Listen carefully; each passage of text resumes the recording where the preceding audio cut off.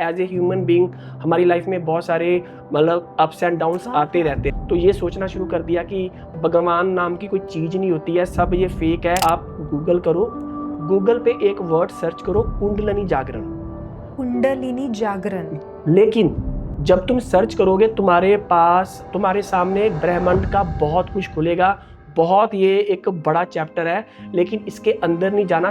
Notebook और pen साथ में लेके बैठना और पॉज ले लेके एपिसोड देखना।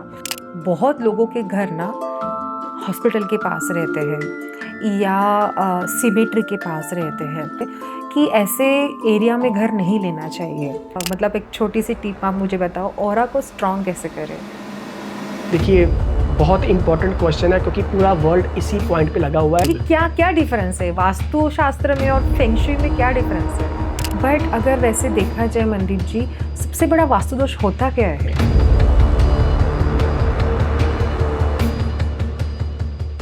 Hello everyone, welcome back to another epic episode of on air with Priyanka. कहते हैं कि हमारी जन्म कुंडली पे का ही सिर्फ हमारे लाइफ पे असर नहीं होता है, बल्कि हम जिस घर में रहते हैं उस वास्तु का भी उतना ही हाथ होता है। ये टॉपिक जो आज का एपिसोड में मैं आज यूज़ करने वाली हूँ वास्तुशास्त्र तज्ञ के साथ, ये मेरा फेवरेट टॉपिक है। जितने भी मेरे फ्रेंड्स और फैमिली हैं उनको पता है कि मुझे एस्ट्रोलॉजी फिर न्यूमरोलॉजी में बहुत ज़्यादा इंटरेस्ट है, और हमारे गेस्ट भी आज वैसे ही है।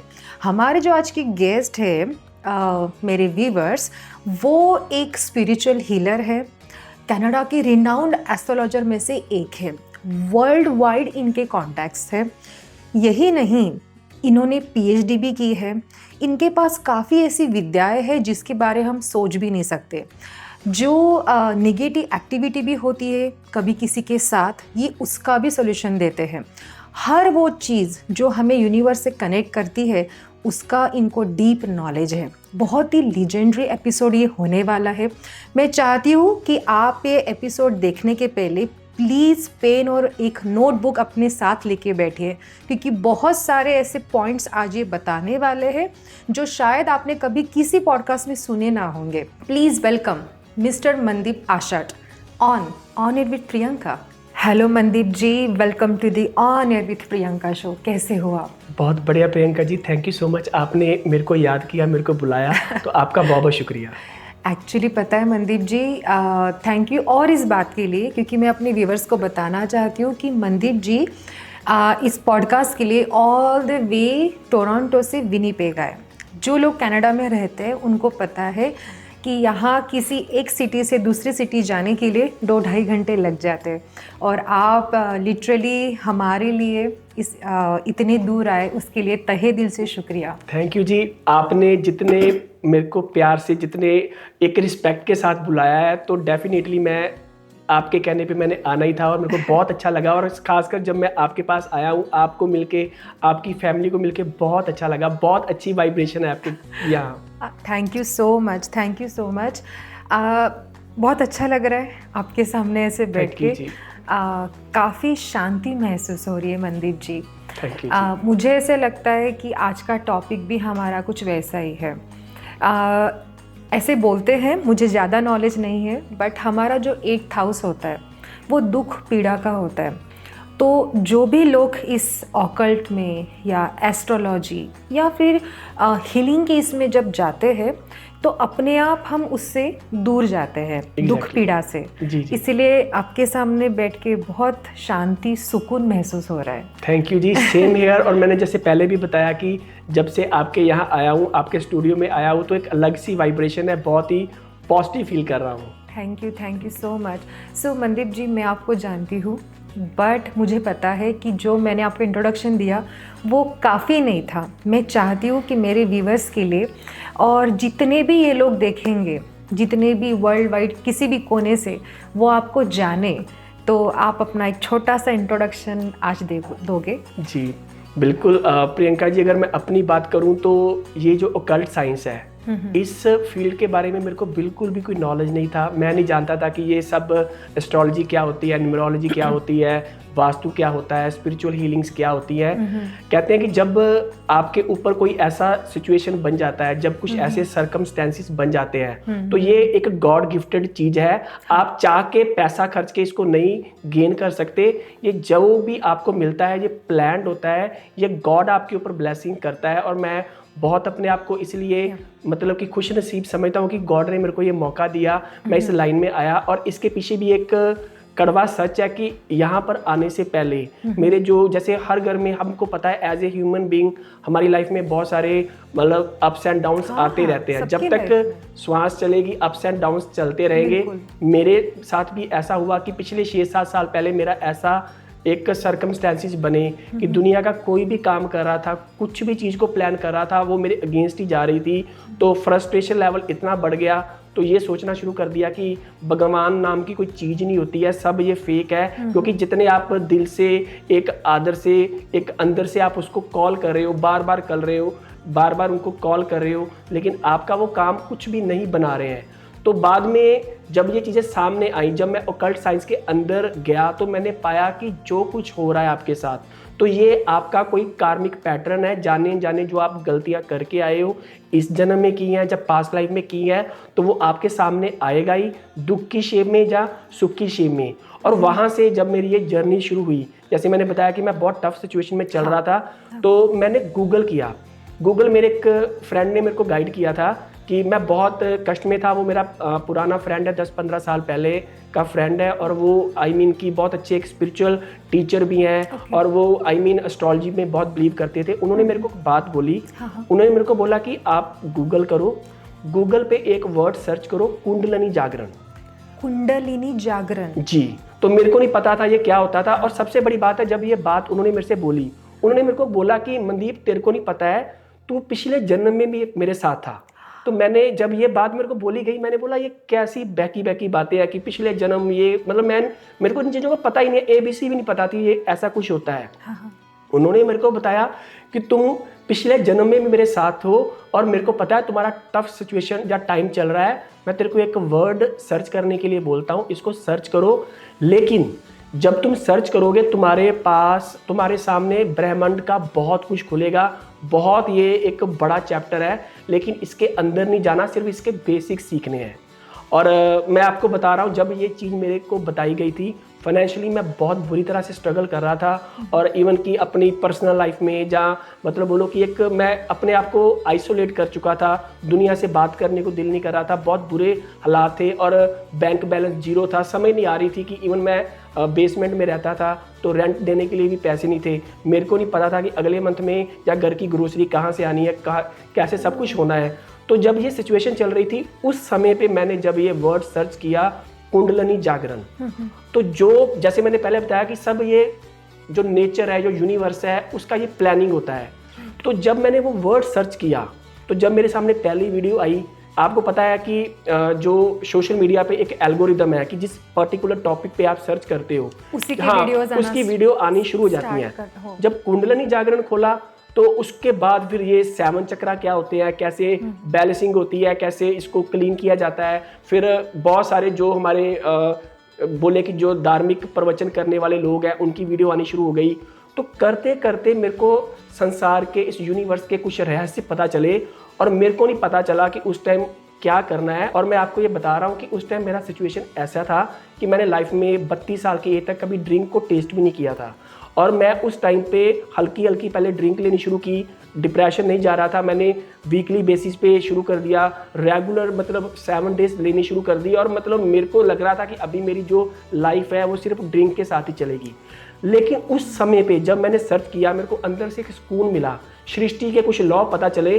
और मैं आपको बता रहा हूँ कि ऐसे हालात हो गए, मैंने सारे बच्चों ने सो जाना, वाइफ ने सो जाना, मैंने एक दिया जलाना, अपनी टेबल पे रखना, आइज़ क्लोज करके मैं कितने कितने घंटे बैठा रहता था, मेरे को नहीं पता। तो ये मेडिटेशन था आप जो कर रहे थे? क्या हुआ, जब वो वीडियो मेरे सामने आ रही थी, वो वीडियो देखने के बाद जो वो बातें बोलते थे कि सृष्टि क्या है, नेचर क्या है, परमात्मा को कैसे पाना होता है, कैसे अपने आप को सुकून देना है, कैसे आपको शांति मिलेगी, वो जब चीज़ें जो जो सुनता गया मैंने उसको फॉलो किया, तो मेरे को लगा कि समहाउ ये जो कनेक्शन है ये अपना मेडिटेशन के साथ आया। हाँ। तो मेडिटेशन करने के बाद स्टार्टिंग में जैसे मेरे को आइज क्लोज करके बैठना, पहले तो मन बहुत कभी इधर जाना कभी उधर जाना, हाँ। बाद में फिर कुछ कलर्स आने शुरू हो गए, फिर कुछ इमेजेस बननी शुरू हो गई, बाद में यूनिवर्स दिखना शुरू हो गया, मतलब ऐसी बहुत चीज़ें मेरे साथ होनी शुरू हो गई, बॉडी में वाइब्रेशंस आनी शुरू हो गई, और कई बार एक झटके से, जिसको हम बोलते हैं कई बार काइंड ऑफ समाधि लगना, एक झटके से आपकी आंखों के सामने प्रकाश आना शुरू हो गया।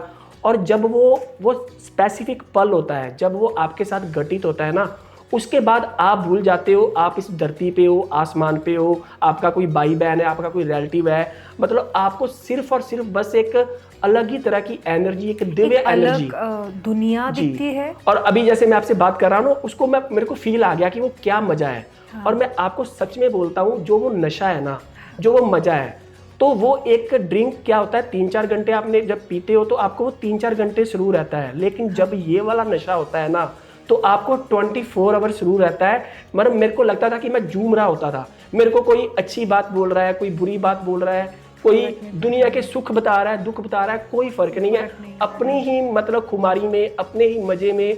तो ये जो चीज़ें को मेरे को समझ लगी कि हम लोग, फिर मेरे को ये पता चला कि अगर गॉड ने, भगवान ने हमको इस धरती पे भेजा है तो उसने इसलिए भेजा कि आप इस नशे का एक बार टेस्ट करके देखो। लेकिन हम लोग क्या है, जैसे जन्म लिया और ऐसे ही पूरी ज़िंदगी बिता दी, 50 साल 60 साल 70 साल, और उसके बाद जैसे आए वैसे चले गए। लेकिन ये जो मज़ा है ना, जिसने ले लिया ना, वो वही जानता है। बहुत सारे व्यूवर जो आपके मेरे को सुन रहे हैं ना, जिन्होंने इस पल को टेस्ट किया है, तो ये मैं आपको मतलब वर्ड्स में एक्सप्लेन नहीं कर सकता कि वो मज़ा क्या होता है, वो शांति क्या होती है। तो ये यहाँ से मेरा सफ़र शुरू हुआ। और फिर जब ये चीज़ें हुई, फिर मेरे को देखा कि जो प्रॉब्लम्स आती हैं, जो क्यों होती हैं, कैसे ये सब बनती हैं, फिर मेरे को नहीं पता चला कैसे वास्तु सामने आया, जहाँ astrology I, numerology I, Akashic reading I, जहाँ NLP आई, जहाँ हम बोले कि पास्ट लाइफ रिग्रेशन, पुराने जन्मों का पता चला। हाँ। तो सृष्टि के सारे राज खुलने शुरू हो गए, और फिर कब टाइम चेंज हुआ पता ही नहीं चला। Wow, that's amazing Mandeep ji. मतलब इतना, ये जो आपने अभी वर्ड्स लिए ना, एस्ट्रोलॉजी, न्यूमरोलॉजी, NLP, फिर आकाशिक रीडिंग, लोग ना अवेयर थे, ऐसा नहीं बोलती हूँ कि अवेयर नहीं थे, बट अगर हम आज जनरेशन की बात करें तो काफ़ी ज़्यादा हद से अवेयरनेस बढ़ गया है। एग्जैक्टली। तो जैसे मैं अपने व्यूअर्स को भी बताऊंगी कि यस, इन्होंने जितने भी हम आज नाम लिए हैं, हम उस सारे टॉपिक पे बात करेंगे, बट उसके पहले आज जो हमारा मेन टॉपिक है वास्तु। जी जी, ठीक है, क्योंकि ना हम रहते हैं कनाडा में, सबको ऐसा लगता है कि ना यार मेरा घर अच्छा रहे, उसकी वाइब्रेशन अच्छी रहे, उसका ऑरा अच्छा रहे, कोई भी घर में आए तो लगे कि यार तुम्हारा घर तो बहुत अच्छा है, किसी को भी लगता है, राइट? Exactly. तो आज हम वास्तु की बात करेंगे, और वास्तु की अगर बात कर रहे तो हम सबसे पहले स्टार्ट करेंगे हमारे एंट्रेंस से। हमारा जो घर का सबसे पहले अगर वास्तु की बात करें तो एंट्रेंस होता है, राइट? कोई इंसान या कोई फैमिली जो बेचारे रेंट में रहते हैं, जिनका छोटा घर है, जिनका बड़ा घर है, ठीक है, तो उनका एक एंट्रेंस कैसे होना चाहिए, क्योंकि एंट्रेंस से ही हम मतलब घर की शुरुआत होती है, तो कैसे होना चाहिए? जी बिल्कुल, आपने बहुत ही अच्छा क्वेश्चन पूछा। वास्तु की बात करते हैं तो अगर हमारे घर की टोटल जो डायरेक्शंस हैं, हमको पता है कि नॉर्थ होती है, ईस्ट होती है, साउथ होती है या वेस्ट होती है। हाँ। लेकिन जब हम इसको स्प्लिट करते हैं तो सब डायरेक्शंस निकल के आती हैं, तो उसमें टोटल ये 16 डायरेक्शंस हो जाती हैं, और 16 डायरेक्शन के आगे 32 एंट्रेंस होती है। ओह जी, और जो 32 एंट्रेंस होती है, जैसे नॉर्थ है, तो नॉर्थ में एक N3 और N4 होता है, जो वो पर्टिकुलर एरिया होता है। अगर आप गूगल भी करोगे ना तो आप सिंपली वास्तु ग्रिड करके या वास्तु चक्रा करके या शक्ति चक्रा करके सर्च करोगे, तो मैं क्या बोल रहा हूँ आपको ये समझ लग जाएगी। तो वहाँ पर आप देखोगे तो वहाँ पर अगर नॉर्थ डायरेक्शन है उसमें N3 और N4 की एंट्रेंस होती है। इसी तरह जो हमारी ईस्ट डायरेक्शन है उसमें भी E3 और E4 होता है। इसी तरीके से साउथ में S3 और S4 होता है, और वेस्ट में W3 एंड W4 होता है। तो वो जो ये चारों डायरेक्शन में जो एंट्रेंस आती है उसको हमेशा ऑस्पिशियस माना जाता है। यहाँ पर एक चीज़ और भी होती है, कई बार हमको लगता है, आपने बहुत सारी वीडियोस देखी होगी कि जहाँ और बहुत सोशल मीडिया पे रहता है कि हमको नॉर्थ डायरेक्शन में घर लेना चाहिए या ईस्ट में लेना चाहिए। ये कॉमन होता है, साउथ में या वेस्ट में नहीं लेना चाहिए। लेकिन मैं आपकी जानकारी के लिए ये आपको बताना चाहूँगा कि आपकी अगर जो कुंडली है ना, उसमें डिपेंड करता है कि आपका जन्म का जो टाइम है, जो डेट ऑफ बर्थ है, वहाँ से भी पता चलता है कि आपको कौन सी डायरेक्शन जो है वो सूट करेगी। तो कईयों को साउथ की S3 S4 और इवन की जो वेस्ट की डायरेक्शन है वो बहुत ज़्यादा सूट करती है। तो हम हमेशा ये देखते हैं कि जो घर का मेन अर्निंग हैंड है उसका जो डेट ऑफ बर्थ है उसको कौन सा सूट कर रहा है। तो इवन स्पेशली कई बार हम किसी को साउथ की या वेस्ट की डायरेक्शन भी चूज करने के लिए बोलते हैं। नो डाउट नॉर्थ एंड जो ईस्ट है वो स्पीशियस होता ही है। तो यानी कि एंट्रेंस का बहुत इंपॉर्टेंट पार्ट है। तो ये तो हो गई हमारी दिशा की बातें, बट ऐसी कुछ छोटी छोटी चीज़ें हैं जो हमें घर के एंट्रेंस में रखनी चाहिए, जिस पे, क्योंकि ना बहुत लोग बोलते हैं कि कुछ ऐसे लगाओ, या कुछ जैसे ईवी लाय होता है या भगवान की फोटोज़ होती है, एंट्रेंस पे लगानी चाहिए। देखिए ऑब्वियसली जब किसी घर में हम एंटर करते हैं, मेन पार्ट जहाँ से हम एंटर कर रहे हैं, तो ऑब्वियसली वो बिल्कुल उसकी जो वाइब्रेशंस है, जो वहाँ का ऑरा है, जो वहाँ की इलेक्ट्रोमैग्नेटिक फील्ड है, जितनी पॉजिटिव होगी वो बढ़िया है। लेकिन आप कोशिश करो कि जो भगवान की कोई स्टैचू है, मूर्ति है, उसको अवॉइड करो, उसको मंदिर में ज़्यादा बढ़िया है। तो वहाँ को जो पर्टिकुलर एंट्रेंस है, आपने बस ये ध्यान में रखना है कि जब एंट्रेंस चूज़ कर रहे हो, मैं हमेशा रिकमेंड करता हूँ जब भी लाइफ में कभी घर लेना है ना, तो वास्तु ड्राफ्टिंग जरूर करवाओ। आपको पता होना चाहिए कि आपकी जो एंट्रेंस है कैसे खुलती है। जैसे 32 जितनी भी एंट्रेंस है उसका जो एट्रीब्यूट है ना, हर एक एंट्रेंस का अलग अलग है। तो इसलिए उसको मतलब ये बहुत कोई ज़्यादा खर्चा नहीं होता है, छोटा सा खर्चा होता है। इसको करके अगर आपको ऑस्पिशियस वो डायरेक्शन मिल रही है ना, आप कुछ भी नहीं रखोगे, आपको पॉजिटिव रिजल्ट देगा। अगर आपने अनस्पिशियस जो अगर एंट्रेंस पे आए ना, तो आप जो मर्जी लगा लो, अगर वो एंट्रेंस के नेगेटिव इफेक्ट आपके घर में आएंगे। इसलिए ड्राफ्टिंग को कंसीडर करो। और हाँ, एक चीज़ बहुत एंट्रेंस से मेरे को याद आया कि आपके घर की एंट्रेंस पे टॉयलेट नहीं होनी चाहिए।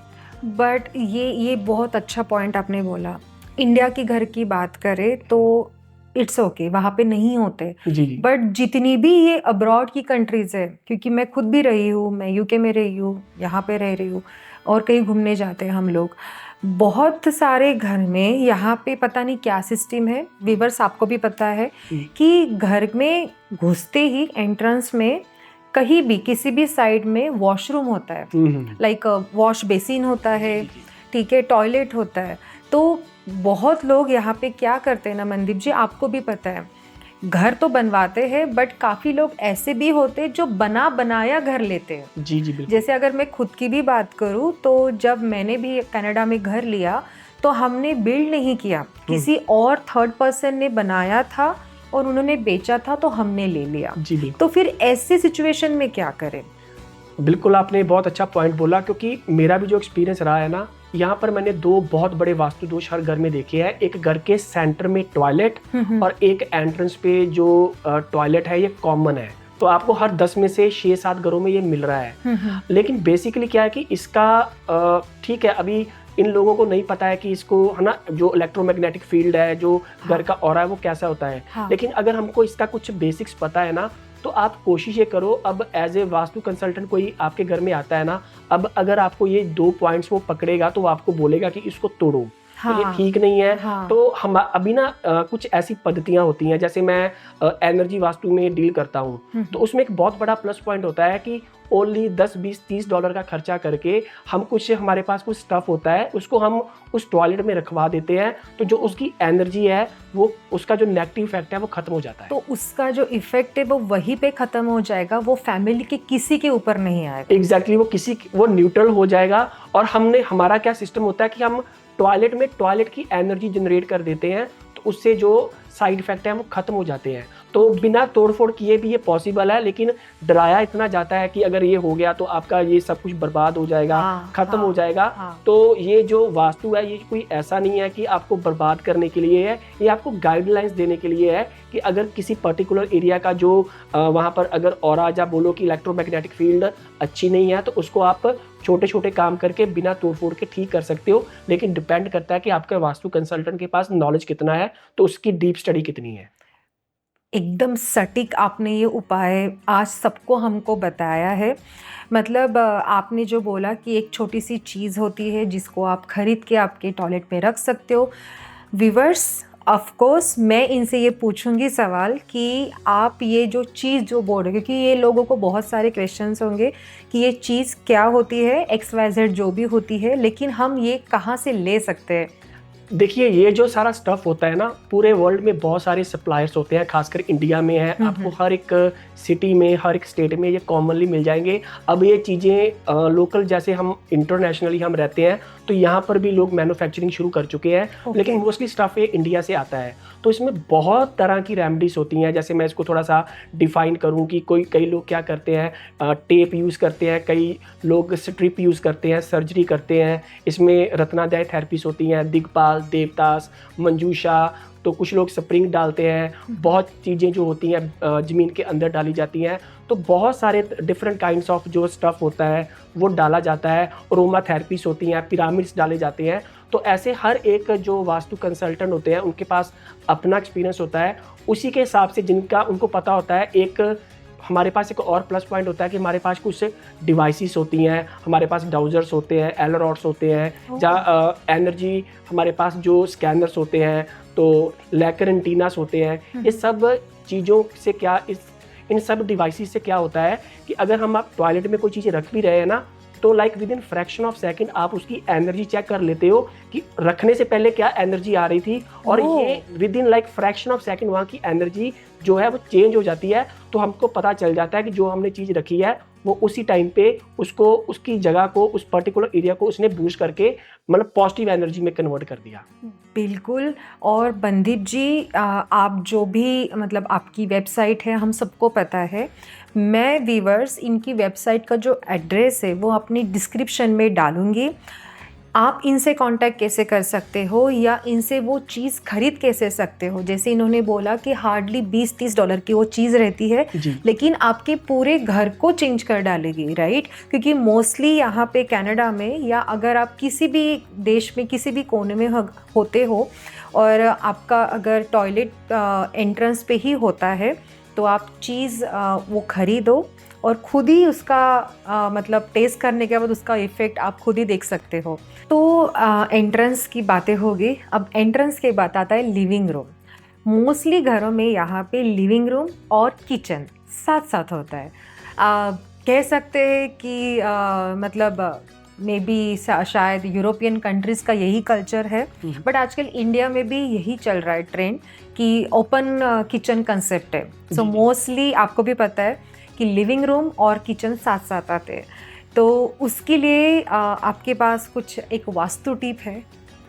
देखिए, जैसे आपने पॉइंट ये उठाया ना, तो मेरा इससे नहीं मतलब है कि दोनों पास पास में है। हाँ। मेरे को जो मेन पॉइंट चाहिए, जो मेन फोकस है कि वो जो डायरेक्शन कौन सी आ रही है। तो जो किचन है अगर वो राइट डायरेक्शन में है, जैसे साउथ ईस्ट हो गया, इवन मैं रिकमेंड भी करता हूँ ईस्ट ऑफ साउथ ईस्ट में भी जो किचन हो सकता है। लिविंग एरिया जो, तो यहाँ पर मैं ये बताना चाहूँगा कि लिविंग एरिया किस डायरेक्शन में आता है, तो मेन डायरेक्शन कंसीडर करती है। तो आप उसके हिसाब से इसको मतलब मैनेज कर सकते हो। ओके।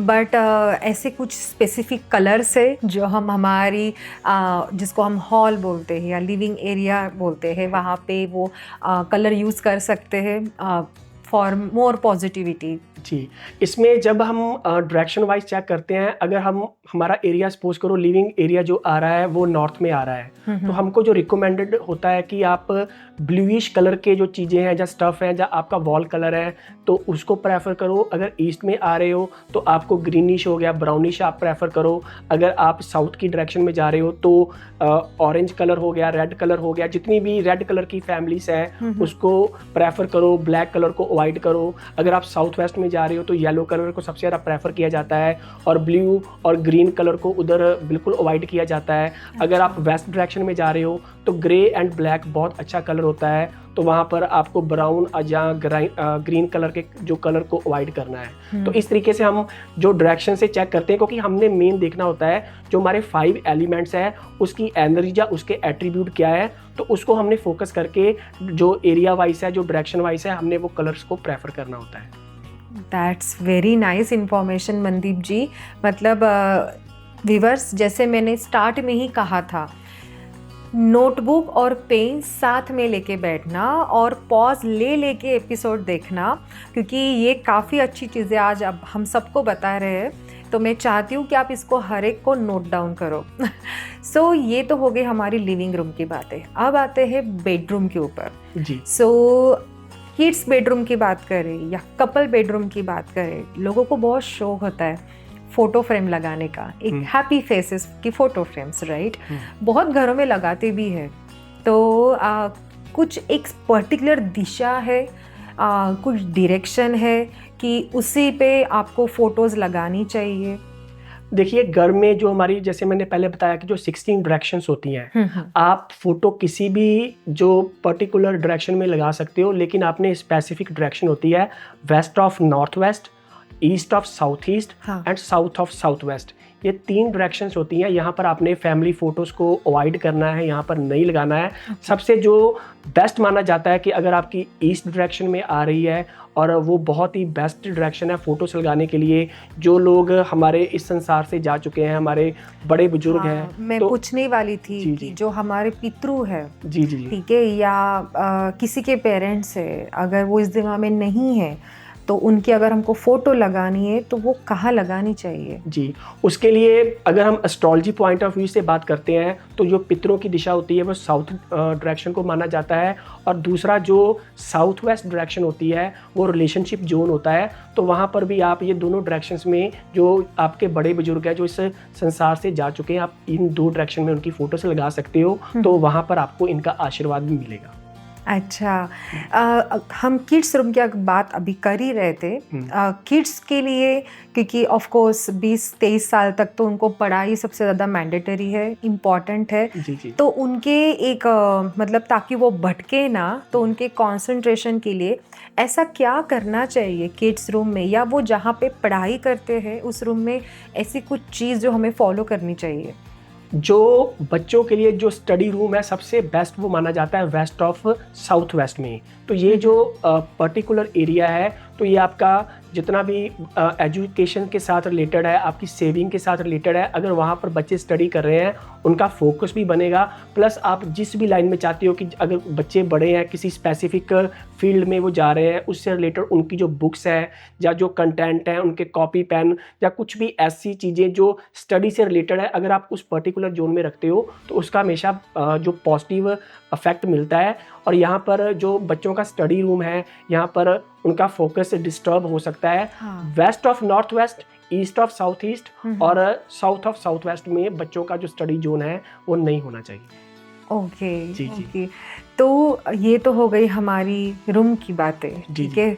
अब हम आते ऐसे 2-4 सवाल के ऊपर, जिसमें सबसे बड़ा सवाल होता है, सबके घर में दवाइयाँ होती है, जी जी ठीक है, सबके घर में पैरासिटामोल, टाइनॉल या दवाइयाँ होती है, हम हमेशा रखते हैं, विक्स वेपोरब भी रखते हैं घर जी, पे। बिल्कुल बिल्कुल। एक ना डेडिकेटेड स्पेस रहती है, मैंने बहुत घरों में देखा है। जैसे आपने जैसे वो किचन का एरिया बोला, जहाँ पे काफ़ी सारे ड्रॉवर्स रहते हैं।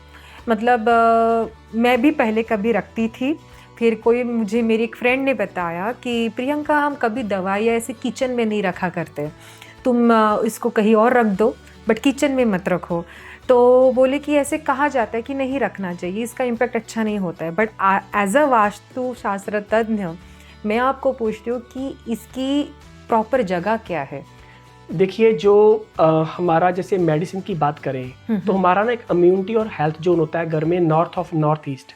तो वहाँ से सबसे ज़्यादा प्रेफर किया जाता है कि अगर वहाँ पर आपको कोई भी अच्छी स्पेस मिलती है तो वहाँ पर आप अपनी मेडिसिन को कीप करो। सेकंड, आप वेस्ट डायरेक्शन में भी कर सकते हो। अब रही बात किचन की, किचन अगर आपके अच्छे जोन में आ रहा है तो आप किचन में मेडिसिन रख सकते हो, क्योंकि मेडिसिन का जो एट्रीब्यूट है वो, उसका काम क्या होता है कि अगर कोई उसको सिक हुआ है, उसको मतलब खा रहा है, तो वो उसको हील करती है, उसको ठीक करती है। चाहे मैं समझता हूँ कि एलोपैथिक जो है वो इम्यूनिटी वीक कर रही है, जो आपको साइड इफेक्ट भी दे रही है, लेकिन उसका एट्रीब्यूट क्या है कि उसका काम है हीलिंग करना। तो उस पॉइंट ऑफ व्यू से आप किचन में भी इसको रख सकते हो, कोई इतना बड़ा इशू नहीं है। हाँ, जो स्ट्रिक्टली प्रोहिबिटेड है, किचन में कभी भी आपके ड्रिंक, शराब, अल्कोहल नहीं होनी चाहिए, क्योंकि किचन का मतलब है वहाँ पर जो फूड कुक हो रहा है अन्नपूर्णा। वो अन्नपूर्णा है। हाँ। बहुत सारे लोग किचन में शूज लेके भी नहीं जाते हैं। हाँ, और रेगुलर प्रेयर चलती है जब भी खाना फूड बनता है, कुक होता है। हाँ, तो अगर वहां पर एक ऐसी चीज आपने रखी है जिसका काम है बंदे की बुद्धि को भ्रष्ट करना, तो वो चीज आपकी किचन में नहीं होनी चाहिए। आप जो है मेडिसिन रख सकते हो, ड्रिंक उस एरिया में बिल्कुल स्ट्रिक्टली आप अवॉइड करो। अच्छा, जी नाइस। बहुत अच्छी तरीके से अभी आपने ये एक्सप्लेन किया कि दवाइयाँ कहाँ रखनी चाहिए, अल्कोहल हो गया वो क्यों अवॉइड करना चाहिए, ठीक है। बहुत, लेकिन अभी अब मेन पॉइंट पे आते हैं। बहुत लोगों के घर ना हॉस्पिटल के पास रहते हैं या सिमेट्री के पास रहते हैं, ठीक है। तो बहुत लोग ऐसे बोलते भी हैं, जितने भी कोई वास्तुशास्त्र वाले रहते हैं, कि ऐसे एरिया में घर नहीं लेना चाहिए, कि जिस एरिया में हॉस्पिटल है या जिस एरिया आपका घर किसी सिमेट्री से या शमशान भूमि से नज़दीक में है, क्यों अवॉइड करना चाहिए? देखिए, जैसे अभी आपने सिमेट्री के बारे में बोला, अब देखो उसका जस्ट उसको हमने अभी बोला ही है, दिमाग में क्या जगह आ गई जहां पर दफनाया जा रहा है डेड बॉडीज को। तो जाने कि आप ये फील करके देखो कि उस एरिया का ऑरा कैसा होगा। तो जब डिप्रेशन हो गया, लोग वहां पर आके रो रहे हैं, चिल्लाहट है और मतलब बहुत दर्द है। तो अब देखो वो जो वाइब्रेशंस होती हैं, जो ऑरा होता है, ये कोई ऐसा नहीं है कि स्पेसिफिक जगह का होता है। उस एरिया का कई बार ऑरा जो है कई किलोमीटर तक फैल जाता है। हाँ। तो अगर उस एरिया में, लॉजिकली मैं आपको बता रहा हूँ कि उसके पास आपका घर है, तो वो जो एनर्जी है, वो वाइब्रेशन है, वो जो आपके घर में उसका काइंड ऑफ कुछ परसेंटेज आएगी। सेम चीज अगर हम हॉस्पिटल की बात करें, हॉस्पिटल में भी जब लोग क्यों जाते हैं, जबकि उनकी लाइफ में दुख दर्द आएगा, एक्सीडेंट हो गया, फिजिकली हो गया, सर्जरी हो गया, वहाँ पर डेथ हो रही है, डेड बॉडीज बाहर जा रही हैं, नो डाउट लोग ठीक होके भी आ रहे हैं, लेकिन जो इन्वायरमेंट है, तो वो कोई किसी के पास पैसा नहीं है, वो इधर उधर से पैसा अरेंज करके आ रहा है, तो उसके अंदर तकलीफ वाला है। तो वो जो वाइब्रेशन है वो भूमि के अंदर भी आती है, तो वो अगर आपका घर उसके पास है तो वो आपको अफेक्ट देता है। तो इसलिए हमेशा अवॉइड ही करना चाहिए। ओके। बट लोग ये भी बोलते हैं, पता है मनदीप जी, कि जैसे ना एक टी पॉइंट वाला घर रहता है या कॉर्नर वाला घर, जैसे अभी ये घर स्क्वायर का है, हम स्टूडियो में बैठे, ये स्क्वायर का है, राइट। तो ऐसे टी पॉइंट या ट्रायंगुलर शेप, या बोलते कि जो चौराहे का रास्ता रहता है, मोस्टली कनाडा में नहीं, बट हम अगर हमारी गांव की बात करें, जैसे छोटे छोटे सिटीज़ की बात करें, स्पेशली इंडिया में बहुत लोगों का घर मार्केट में रहता है, ठीक है, और चौराहे रहता है घर के सामने। तो ऐसे घर कैसे होते हैं?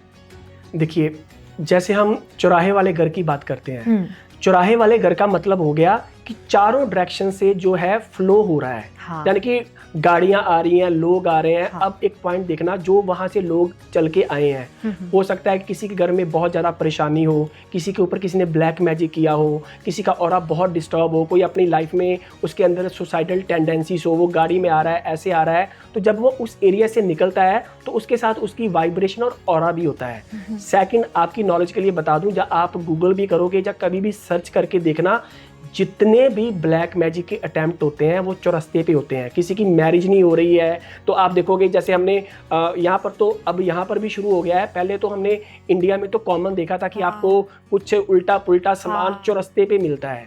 तो ऐसी जगह पर जो है एनर्जी का फ्लो बढ़िया नहीं होता है, इसलिए कभी भी चौरस्ते पे आपका अपने घर नहीं बाय करना है, चाहे आपको बहुत सस्ता भी मिल रहा है, तो इसको हमेशा आपने अवॉइड करना है। सेम चीज़ जब टी पॉइंट पे आता है, वहाँ पर भी फ्लो होता है, तो जहाँ पर भी एनर्जी का फ्लो है। और कॉर्नर हाउस की बात करें तो वहाँ पर बोथ साइड एनर्जी फ्लो कर रही है। जैसे साउथ ईस्ट कॉर्नर हाउस है, तो वहाँ पर माना नहीं जाता है, वो एक ऐसी एक फील्ड बन जाती है एनर्जी की, कि अगर इस घर में कोई रहता है तो एक्सीडेंट होने के चांसेस बहुत बढ़ जाते हैं। अगर कोई साउथ वेस्ट कॉर्नर के घर में रह रहा है, तो वहाँ पर भी जब डबल साइड फ्लो रहता है तो बैंकरप्सी होने का, जहाँ बोलो कि आपकी लाइफ में डाउनफॉल होने का चांसेस बहुत बन जाते हैं। तो कॉर्नर हाउस को आप अवॉइड ही करो तो अच्छा रहेगा। अच्छा, अभी आप जब ये सब बता रहे थे तो आपने बोला कि घर की वाइब्रेशन नेगेटिव हो जाती है। कभी कभार ऐसे होता है कि हम घर में पार्टी करते हैं, ठीक है, क्योंकि ये टॉपिक मैं इसके लिए उठा रही हूँ, ये वास्तु का टॉपिक है इसी वजह से व्यूअर, क्योंकि ना घर में बहुत सारे लोग आते हैं, ठीक है, क्योंकि पार्टी है, right. You never know, again you never know कि कोई किस क्या इंटेंशन से आपके घर में आ रहा है, ठीक है। फ्रेंड्स आते हैं, फैमिलीज़ कभी कभी आ जाती है, इसका उसका पुराना दूसरा दोस्त आ जाता है, किसी के बच्चे आ जाते हैं, सबकी एक अलग अलग एनर्जी फ्लो होती है। अगर घर की एनर्जी अगर डिस्टर्ब हो गई, ठीक है, तो उसको ठीक कैसे करें? तो आपने ना बहुत अच्छा क्वेश्चन इसको लेकर रेस किया। हाँ। होता क्या है कि जब हम घर में पार्टी अरेंज करते हैं, हाँ। तो इसका मतलब पता क्या है, हम लोग कर रहे हैं सेलिब्रेशन, यानी कि हमारी लाइफ में हाँ। कुछ कहीं ना कहीं कुछ ना कुछ अच्छा हो रहा है, तो हम उसको एंजॉय करना चाहते हैं। हाँ। हम अपने फ्रेंड एक सर्कल get together। एक गेट टुगेदर है। हाँ। तो मैं अपनी वीडियोस में भी इस बात का जिक्र करता हूँ कि घर में थोड़ा सा पार्टीज को अवॉइड करना चाहिए। तो क्योंकि जितना खर्चा आप घर में करते हो, तो उससे कम खर्चा ये पॉसिबल भी है कि आप अगर बाहर किसी रेस्टोरेंट में कर रहे हो, कहीं वहाँ पर कर रहे हो, तो कम हो। घर में क्या होता है, जब कोई आपके घर में आ रहा है, सपोज करो एक आपने किसी फ्रेंड सर्कल में किसी को इन्वाइट किया, उसके घर के हालात बहुत बुरे हैं, मियाँ बीवी का झगड़ा हो रहा है, जहाँ वो फाइनेंशियली तौर पर बिल्कुल टूट चुके हैं, अब जहाँ बच्चे उनको तंग कर रहे हैं, वो बंदा आपके घर में आया। आपके घर में आने के बाद वो क्या देख रहा है कि आप अपनी लाइफ में बहुत खुश हो, आपके बच्चे बहुत आज्ञाकार है, आपको फॉलो करते हैं, और आप लाइफ में जैसे आप बताते हो कि मैंने अब ये किया है, ये मैंने नया फर्नीचर लिया है, उसने देखा आपने बहुत अच्छा घर को सजाया हुआ है, तो वो ना उनके दिल से एक हाई निकलती है कि काश ऐसा मेरे साथ भी हो।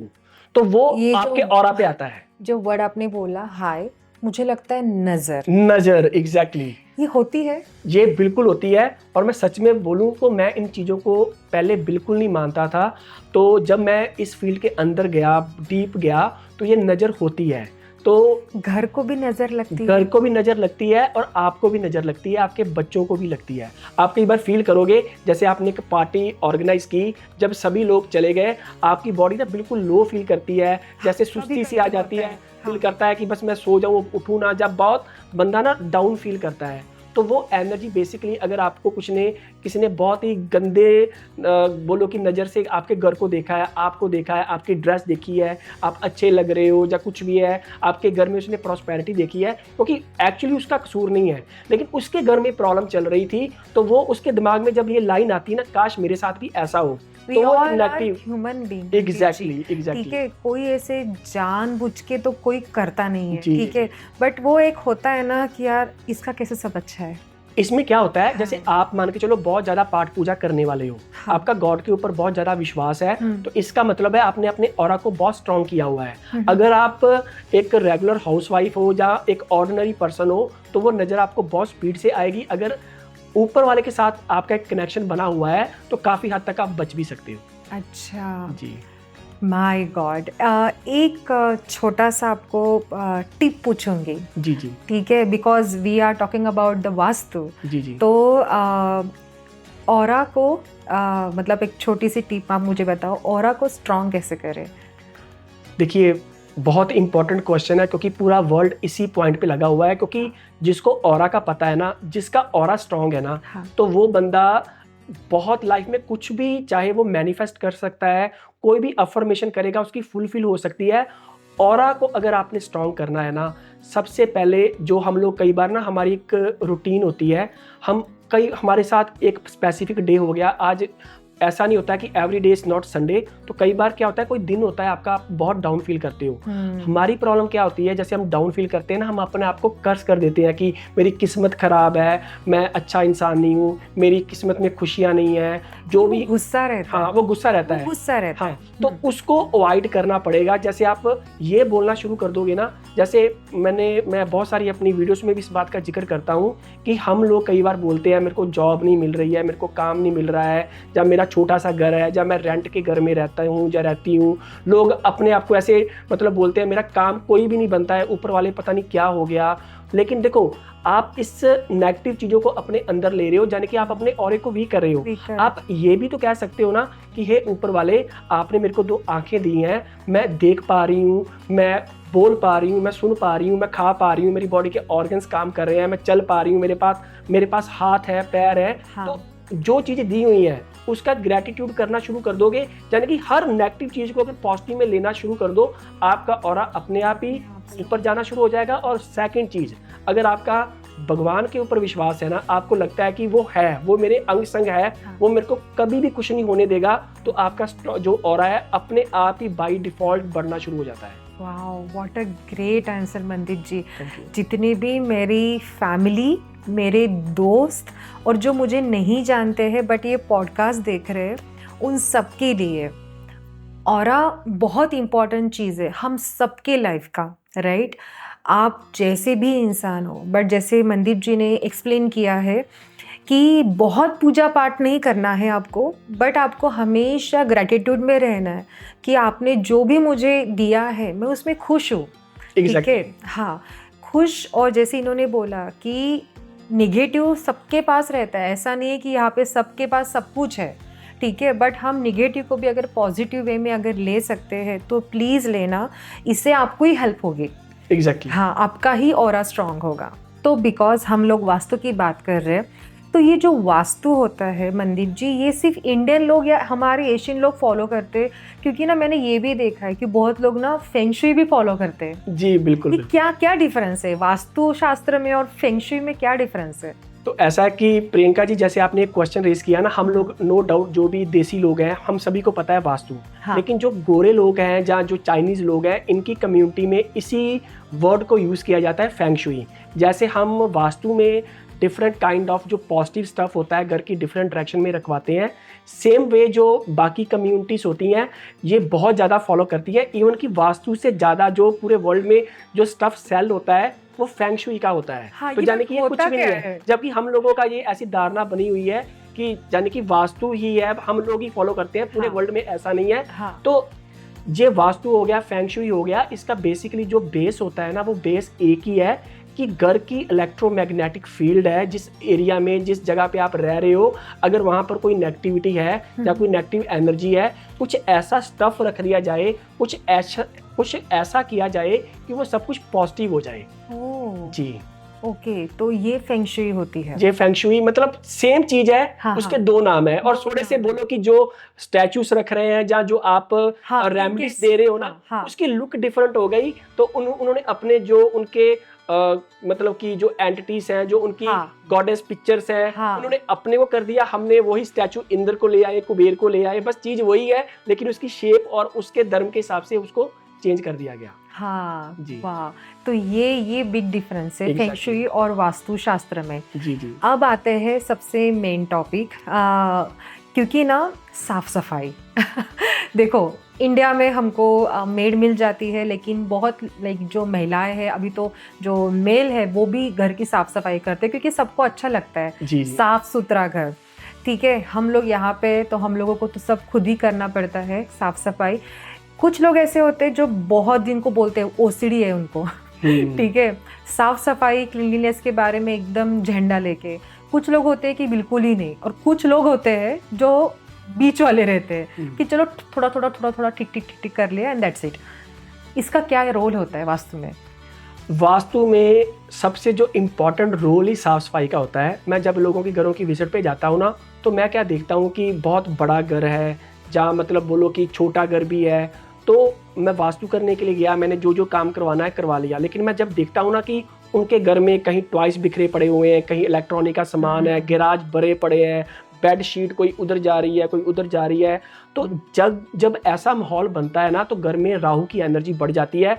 मैं आपको गारंटी करता हूँ, एक सिंगल बंदा मेरे को डिनाई कर दे, जिस भी घर में क्लटर होगा, कितना ज़्यादा हर जगह पर सामान कूड़ा टाइप का, मतलब बिना मतलब का सामान रखा हुआ है, कोई बच्चे बड़े हो गए हैं अभी भी वहाँ पर टॉयज पड़े हुए हैं, उस घर में ओवर थिंकिंग की प्रॉब्लम ना हो। एक बंदा बोल दे कि हमारे घर में गंदगी रहती है, हम लोग ओवर थिंक नहीं करते हैं। ओवर थिंक एक होता है नॉर्मल लेवल पे करना, बहुत ज़्यादा ओवर थिंकिंग होगी, बात बात में उस घर में क्लेश होगा, क्योंकि राहु की एनर्जी प्रॉपर वहाँ पर जाएगी जिस घर में क्लटर है। मैं आपको एक सिंपल सा टिप बताता हूँ, आप वास्तु ना करवाओ, अपने घर को इतना प्यारे वे से उसकी साफ सफाई करो, रेगुलर जो झाड़ू पोंछा करना है रेगुलर करो, हर चीज़ उसकी जगह पर हो, प्रॉपर उसको स्टैक करके लगाया गया हो, तो आप देखना आपके घर का आधा वास्तु दोष खत्म हो जाएगा। वाह वाह, जी, तो साफ सफाई बहुत बहुत जरूरी इम्पोर्टेंट है, है। बहुत ज़रूरी देखो हम लोग खुद को भी अच्छे रखते हैं, तो क्यों ना घर को भी रखें, एक अच्छा ऑरा के लिए, एक पॉजिटिविटी के लिए। है। एग्ज़ैक्टली। तो ये हो गई बातें। वैसे तो बहुत सारे सवाल है, बट मैंने ये सवाल भूल गई थी आपसे पूछना, क्योंकि बहुत लोगों का रहता है कि मतलब जो हम बेडरूम में सोते हैं, हुँ, राइट, बेड पे या वॉटेवर नीचे, ठीक है, तो ये जो सिर है वो सिर किस दिशा में होना चाहिए और पैर किस दिशा में होने चाहिए, क्योंकि ऐसे बोलते हैं कि जिस दिशा में हम सोते हैं उस दिशा का जो ऑरा है, जो उसके मतलब उससे रिलेटेड जो भी है वो विचार हमारे इसमें आते हैं। जी, जी। तो ये बहुत इम्पॉर्टेंट है, तो मैं और मेरे व्यूवर्स दोनों जानना चाहते हैं। जी, अगर हम सोने की बात करें, सबसे पहले हमने देखना होता है कि जो हमारा बेडरूम आ रहा है, वो किस डायरेक्शन में आ रहा है। हाँ। तो जैसे घर के जो मेन जो बड़े बुजुर्ग हैं या जो मेन अर्निंग हैंड है, उनको जो सोने के लिए सबसे जो बेस्ट डायरेक्शन होती है, वो साउथ वेस्ट डायरेक्शन होती है। साउथ में भी सोया जा सकता है, तो बच्चों के लिए भी साउथ का जो डायरेक्शन है बहुत अच्छा होता है। अगर आपके बच्चे बहुत ज़्यादा छोटे हैं, तो नॉर्थ की डायरेक्शन भी ठीक रहती है। बड़े बुजुर्गों के लिए भी जो नॉर्थ डायरेक्शन है, वो चल सकती है। हाँ। और जो हमारा गेस्ट रूम है, वो नॉर्थ वेस्ट डायरेक्शन में होना चाहिए। तो जो हमने स्ट्रिक्टली अवॉइड करना होता है, west of north west direction में आपका जो बेडरूम, खासकर बेड नहीं आना चाहिए। अगर वो डिप्रेशन जोन है, तो वो आपको एंजाइटी देता ही देता है। इवन जो ईस्ट ऑफ साउथ ईस्ट होता है, तो वो चर्निंग एंड एंजाइटी जोन है, वहाँ पर भी जो आपका है बेड नहीं होना चाहिए। थर्ड जो साउथ ऑफ साउथ वेस्ट है, वहाँ पर आपका बेडरूम नहीं होना चाहिए। एक्सपेंडिचर जोन है, तो डिस्पोजल की जोन है। हाँ। तो ये प्रॉब्लम वहाँ पर करती है। एक जो प्रेग्नेंट लेडीज होती हैं, हाँ। उनको साउथ ऑफ साउथ वेस्ट में बिल्कुल नहीं सोना चाहिए। मिस कैरेज के चांसेस बहुत ज़्यादा ओह। बढ़ जाते हैं। तो इन चीज़ों को आपने स्पेसिफिकली ध्यान रखना है। जो आपकी दूसरी बात आपने बोली कि आपका सर किस साइड पे होना हाँ, चाहिए, हाँ। तो साउथ डायरेक्शन में आपका सर हमेशा बढ़िया होता है। आपकी जो लेग्स है वो नॉर्थ डायरेक्शन में होनी चाहिए। सेकंड, आपका जो सर है वो ईस्ट डायरेक्शन में, यहाँ से सूरज उगता है उधर होना चाहिए। आपकी जो लेग्स हैं वो वेस्ट डायरेक्शन में होनी चाहिए। पर जैसे अभी अगेन मैं उसी पॉइंट पे आऊँगी, मैं ज़्यादा टाइम नहीं लूँगी आपका। जी, जी। बट जैसे यहाँ पे जो घर है वो पहले ही बंद बंदाए है, जैसे आपने एक रेमेडी बताई थी टॉयलेट के लिए, जी, जी। ठीक है, तो ऐसी कुछ रेमेडी है बेडरूम्स के लिए, क्योंकि जहाँ कुछ होता नहीं है तोड़ फोड़ कर नहीं सकते, यही जगह है भाई, यही जगह पे बेड रखना है, यहीं पे सोना है, जी, जी। तो उसके लिए कुछ रेमेडी है आपके पास? जी, बिल्कुल, उसके लिए भी हमारे पास रेमेडीज़ होती हैं। हम ना जो घर के बेड का ट्रीटमेंट कर देते हैं, हम जियोपैथिक स्ट्रेस को ख़त्म करने के लिए जो कुछ हम हेल्थ से रिलेटेड जो चीज़ें हैं, वो बेड के जो नीचे हैं, जो मैट्रेस है, इवन बेड के नीचे वो लगवा देते हैं। प्लस वहाँ पर एक पॉजिटिव एनर्जी जनरेट करने के लिए भी हम कुछ ना कुछ हमारे पास रेमेडीज़ होती हैं जो कर देते हैं, यानी कि उसके जो साइड इफ़ेक्ट है उसको ख़त्म किया जा सकता है। लेकिन मैं एक स्पेसिफिक डायरेक्शन है वेस्ट ऑफ नॉर्थ वेस्ट, तो मैं यही गाइड करूंगा कि घर में कहीं भी आप उसकी रेमेडी के लिए जाओ, हम वहाँ पर भी रेमेडी कर सकते हैं, लेकिन ये एक ऐसी स्पेसिफिक डायरेक्शन है, यहाँ पर आपको जो है बेड मूव करने में ही बेहतरी है, तो वो आपको अच्छा रिजल्ट देगा।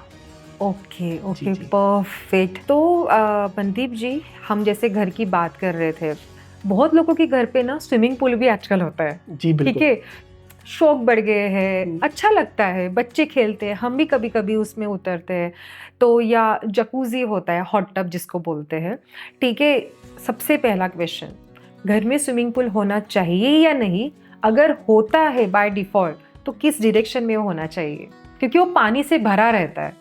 जी, बिल्कुल प्रियंका जी, बहुत ही प्यारा क्वेश्चन है और डेफिनेटली मेरे को ये क्वेश्चन बहुत आता है कि हम घर में स्विमिंग पूल बनाना चाह रहे हैं, जहाँ हमको घर मिल रहा है जिसमें ऑलरेडी स्विमिंग पूल है, हाँ। तो क्या वो घर बाय करें कि ना करें? हाँ। तो आपने ना तो स्पेसिफिकली जो आपने ध्यान में रखना है ना, जो पानी है, तो ये हो गया नॉर्थ की जो एट्रीब्यूट है, वहाँ पर जो पानी है वो वाटर एलिमेंट की जोन है, वहाँ पर पानी चलता है।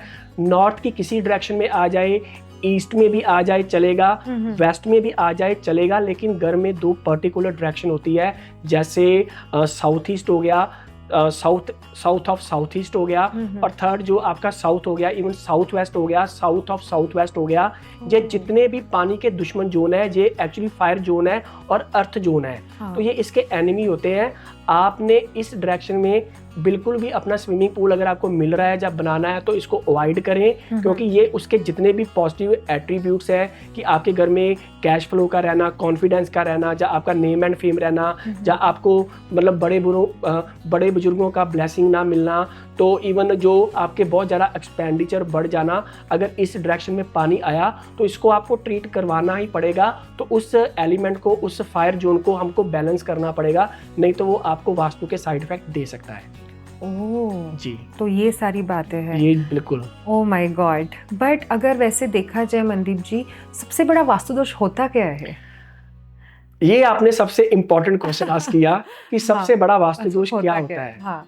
सबसे बड़ा जो वास्तु दोष, जो इतना भी मेरा एक्सपीरियंस है, सबसे बड़ा वास्तु दोष है आपके घर के ब्रह्म स्थान में जो घर का सेंटर पॉइंट होता है। हाँ। अगर वहां पर टॉयलेट, किचन या लॉन्ड्री आती है, ये सबसे बड़ा वास्तु दोष है। क्योंकि जो घर का जो वास्तु, जब हम ग्रिड बनाते हैं ना, तो जितनी भी 16 डायरेक्शंस की क्रिएशन है वो सेंटर से हो रही होती है। हाँ। तो अगर आपका सेंटर वाला जगह वो जो दूषित हो गई तो आपके जितने भी 16 डायरेक्शंस हैं वो सारे को डिस्टर्ब करेगा। तो इसको हमेशा ध्यान में रखना है। अगर किसी के घर में ऐसा है, आप किसी भी वास्तु कंसल्टेंट को बुलाओगे, उसने बोलना है कि इसको यहाँ से मूव करना ही पड़ेगा, तो इसको नई जगह पे लोकेट करना पड़ेगा, अदरवाइज ये आपके घर में वास्तु काम नहीं करेगा। तो नो डाउट तोड़फोड़ करने के लिए बोला जाता है, लेकिन हम एनर्जी वास्तु करते हैं, तो एनर्जी वास्तु में इसका सोल्यूशन है। और जब हम वो रेमेडी वहाँ पर इम्प्लांट करते हैं तो 1 मिनट के अंदर अंदर वहाँ पर हम पॉजिटिव इलेक्ट्रोमैग्नेटिक फील्ड क्रिएट कर देते हैं, तो वो जो आपका वास्तु दोष है वो ख़त्म हो जाता है। सेकंड, आपने जो स्पेसिफिक जोन होती है नॉर्थ ईस्ट में आपके घर में किचन या टॉयलेट नहीं होनी चाहिए, क्योंकि घर में ना 2 स्पेसिफिक एनर्जी ग्रिड होती है। हाँ। जो नॉर्थ ईस्ट से साउथ वेस्ट को जाती है, और सेकंड होती है जो साउथ ईस्ट से नॉर्थ वेस्ट को जाती है। ये एक लाइन होती है, इस लाइन पे चारों जगह पर अगर कोई खासकर टॉयलेट आती है ना, तो वो आपका बहुत बड़ा वास्तु दोष माना जाता है, नहीं होना चाहिए। साउथ ईस्ट डायरेक्शन में आपकी किचन हो सकती है, टॉयलेट बिल्कुल वर्जित है। Same as it is north west में और साउथ वेस्ट में जो आपके घर में टॉयलेट नहीं होना चाहिए। ये 4 डायरेक्शन को आप ध्यान में रखना है, और खासकर 5वीं जो सेंटर है। तो बाकी आप घर में किधर भी कोई चल रहा है उसकी इजीली रेमेडी अवेलेबल है। तो इस मेन एनर्जी ग्रिड को अगर आप कंसीडर करते हो तो आपका घर प्रॉपर वास्तु स्पीशियस रहेगा। ओके जी, तो ये हो गया हमारा। बट मुझे ऐसे लगता है मनदीप जी 70% लोगों का फिर वास्तु खराब है। अगर हम घर का सेंटर, जैसे आपने बोला ब्रह्मस्थान, राइट, तो अगर जैसे हम जैसे लोगों का आपको रीच आउट करना है, जी, तो प्लीज़ मेरे व्यूवर्स को बताएं कि वो आपको कैसे रीच आउट कर सकते हैं, और क्योंकि इनकी रेमेडी इंक्लूडिंग मी मुझे भी चाहिए। बिल्कुल जी, बिल्कुल। ठीक है, तो आपको वो रीच आउट कैसे करें, बस आप ये बता दो। जी डेफिनेटली जी, मेरा जो मोबाइल नंबर है, या आप गूगल भी करते हो मनदीप आस्ट के नाम पर करते हो, तो इवन आपको मेरा सोशल मीडिया अकाउंट भी मिल जाएगा, वहाँ से आपको मेरे जो मोबाइल नंबर भी मिल जाएंगे। लेकिन फिर भी अगर आपको स्पेसिफिकली मेरा मोबाइल नंबर चाहिए जो टीम के पास होता है, तो क्योंकि मैं कनाडा में हूँ, तो 6476412386 मेरा मोबाइल नंबर है, तो वहाँ पर आप मेरे से रीच कर सकते हो। तो जो भी आपको सामान चाहिए होगा, हमारा ये जितनी भी रेमेडीज होती हैं पूरे वर्ल्ड वाइड अवेलेबल है। आप किसी भी कंट्री में बैठे हो तो आपको घर में डिलीवरी उसका मिल जाएगा। जी, वाओ, ऑनेस्टली मनदीप जी, इतनी सारी आपके साथ बातें की और भी बातें करनी है। जैसे मैं अपने व्यूअर्स को बता दूं कि इन्होंने स्टार्ट में जितनी भी विद्याएं का नाम लिया था, हम उसके ऊपर सब अभी बात करने वाले, but not in this episode, अगले एपिसोड में। Mandeep ji, once again thank you so much कि आपने वास्तु के लिए इतनी सारी आज टिप्स दी, क्या करना चाहिए, क्या नहीं करना चाहिए, कहाँ घर लेना चाहिए, अगर घर ले लिया है तो उसका पॉजिटिव ऑरा कैसे मेंटेन करना चाहिए, सारी बातें आपने आज बहुत अच्छी तरीके से एक्सप्लेन की। तो सबसे पहले thank you so much. Thank you ji, thank you कि आपने ये सब कुछ हमें आज बताया, और मिलते हैं अगले एपिसोड में। Viewers, thank you so much. आशा करती हूँ कि आपने अच्छे से जितनी भी डायरेक्शंस है, जितने भी डायरेक्शन के पॉइंट्स है, कहाँ क्या होना चाहिए, कहाँ क्या नहीं होना चाहिए, ये सब कुछ नोट डाउन कर लिया होगा। फिर भी अगर आपको कुछ क्वेश्चन है तो Priyanka is here to always help you guys. मेरा नंबर मेरे सोशल मीडिया पे है, मेरा ईमेल एड्रेस है। अगर आपको मनदीप जी से कांटेक्ट करना है तो मैं उनका नंबर और उनकी जो डिटेल्स है वो भी आपके साथ शेयर करूँगी, ठीक है। बट अगर आपको ये वीडियो अच्छा लगता है तो प्लीज़ मुझे बताना। आपका एक लाइक और एक कमेंट मेरे लिए उतना ही इम्पॉर्टेंट है जितना कि हर एक लाइफ में कोई इंसान इम्पॉर्टेंट रहता है। थैंक यू सो मच ये इस एपिसोड को पूरा देखने के लिए। मिलते हैं अगले एपिसोड में एक नए टॉपिक के लिए, बट इन्हीं के साथ। थैंक यू जी। तब तक के लिए टेक केयर और सपने देखते रहो और मिलते हैं। बाय।